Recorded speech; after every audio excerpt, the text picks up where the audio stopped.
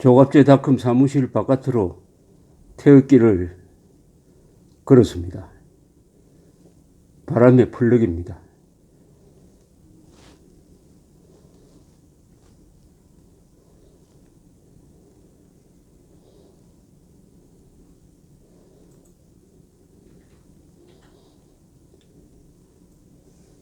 태극기가 내려진 평창 동계올림픽 개막식, 거기에 저항해서 많은 애국 시민들이 태극기 들기 운동을 하고 있습니다. 자유한국당도 그 대열에 합류를 했는데, 내일 평창 동계올림픽 개막식 때 자유한국당 의원들이 태극기를 들고 들어간다면은 무슨 일이 벌어질지 궁금합니다.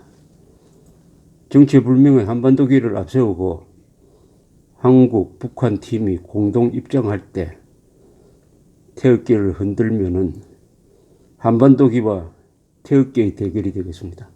한반도기는 남북한 좌익의 합작 깃발이고, 태극기는 자유 대한민국의 상징입니다.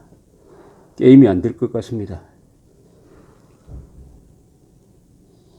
이 태극기가 펄럭이는 이 바깥 세상은 이렇습니다. 저기 남산이 보입니다.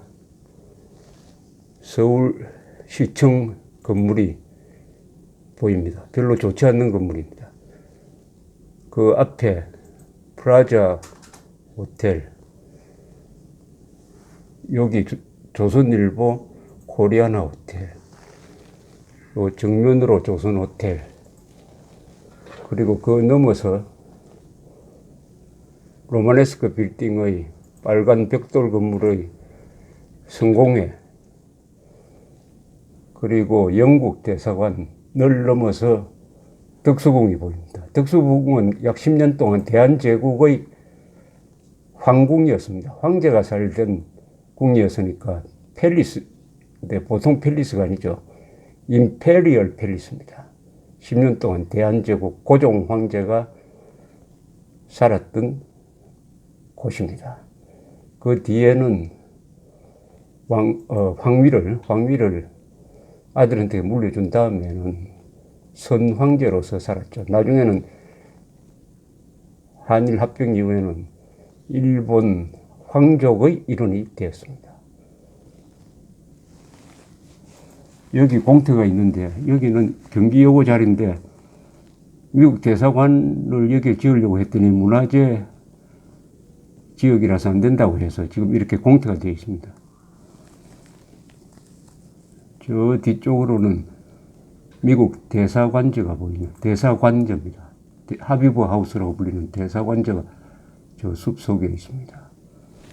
저 넘어서 옥상에 둥그런 아마 통신시설인 것 같은데 있는 데가 러시아 대사관입니다.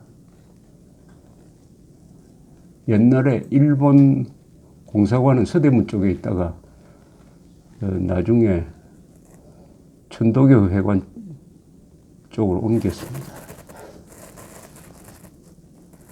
러시아 영사관은 요 오른쪽으로 좀 보입니다. 교회 탑처럼 보이는 그 자리입니다. 1895년에 민비가 경복궁에서 살해되니까 고종이 겁이 나서 저 영사관으로 옮겨서 1년 동안 저기서 러시아의 보호를 받았습니다. 아관 파천이라고 그러죠. 그리고 돌아오면서 덕숭으로 거처를 옮겼습니다. 저 석조전이 있는 요사이는 미술관으로 쓰이는 이곳은 국권 상실의 조선조가 여러 가지 대처를 잘 못해가지고 제국주의가 동쪽으로 퍼져갈 때 일본은 자주적 개혁을 했지만은 조선은 내부 분열로 친일파, 친러파, 친미파로 갈려서 막 싸우다가 결국 나라가 망하는 과정에서 외세에 포위돼 가지고 저렇게 초라하게 되어버린 조선조를 상징하는, 조선조의 망국을 상징하는 곳이기도 하고, 대한민국 건국 이후에 우리가 새로운 국가를 세우고 이렇게 보는 문명을 건설한 현장이기도 합니다. 문명 건설의 현장 속에 자그마하게 이렇게 고립되어 있는 조선조의 영역, 이것을 내려다보면서 이 태극기가 풀럭이고 있습니다. 그런데 지금은 이 상황이 당시 조선조의 몰락을 가져왔던 시기와 좀 비슷합니다. 특히 문재인 정권이 들어서고 나서 북한 정권에 굴종하는 모습을 보이면서 한미 관계가 나빠지고 중국의 발언권이 강해지는, 그러면서도 한일 관계는 나빠지는 이런 상황이 19세기 말과 상당히 비슷합니다. 더불어 그 북한 정권이 핵무기까지 가졌고, 대한민국에는 북한의 핵무기를 환영하는 주사파 김일성주의 집단이 득세를 하고 있는 이런 상황을 상징적으로 보여주는 것이 대한민국에서 개최하는 동계올림픽 개막식에서 태극기가 내려졌다는 사실입니다. 이것이 상징하는 바는 엄청납니다. 대한민국이 남북한 좌파들로부터 협공을 당하고 있다는 것을 상징적으로 보여줍니다. 그런데 여기 태극기가 휘날리고 있습니다. 태극기는 내려줄 수가 없습니다. 대한민국이 망하지 않는 한 대한민국 영토에서 태극기를 내리려고 하는 자는 반역자가 분명합니다. 전쟁을 하다가 저도 국기는 내리지 않습니다. 다만 그 나라가 없어질 때는 국기를 내립니다. 지금 대한민국이 없어졌습니까? 태극기가 바람에 휘날리니까 더 근사하게 보입니다. 태극기는 자유의 깃발입니다. 태극기는 독립의 깃발입니다. 태극기는 자주의 상징입니다. 영토를 상징합니다. 태극기를 달고 다니는 곳이 바로 영토입니다. 선박이 태극기를 달면 그 선박이 대한민국 영토가 됩니다. 그런 점에서는 내일 평청은 대한민국 영토가 아니란 이야기입니다. 거기서 주인 행세하는 자가 북한 노동당 정권에서 내려온 선정원들, 더구나 유엔 제재에 걸려가지고 있는 국제 깡패들, 인권 탄압자들, 천안함 폭침 조종자들 아니겠습니까? 그러니까 이 태극기는 의미가 있는 태극기입니다. 태극기가 바람의 풀럭입니다.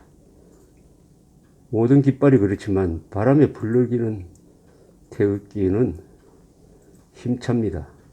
아름답습니다. 대한민국은 촛불 세력과 태극기 세력의 대결이 이어지고 있습니다. 1라운드에서는 촛불 세력이 이긴 것 같지만은 마지막에 웃는 사람은 태극기를 든 사람이 될 것이 분명합니다. 촛불 세력군 한반도기 세력과 비슷한데 세계 역사의 흐름과 맞지 않습니다. 역주행을 합니다. 자유와 평등 그리고 문명을 향해서 나아가는 세계사의 흐름에 역류합니다. 역주행을 하면은 운이 좋으면은 한 10분 달릴 수가 있습니다. 그러나 30분 동안 역주행을 하다가 사고가 안 나는 것은, 안 난다면 그것은 세상이 아니죠. 역주행을 오래 하면 반드시 사고가 납니다. 문제는 운전자만 죽는 것이 아니라 승객들이 다친다는 사실이죠. 거기에 고민이 있습니다. 태극기로 뭉치고 헌법으로 싸우고 진실로 이겨야 자유를 지킬 수 있습니다. 태극기가 휘날리고 있습니다. 감사합니다.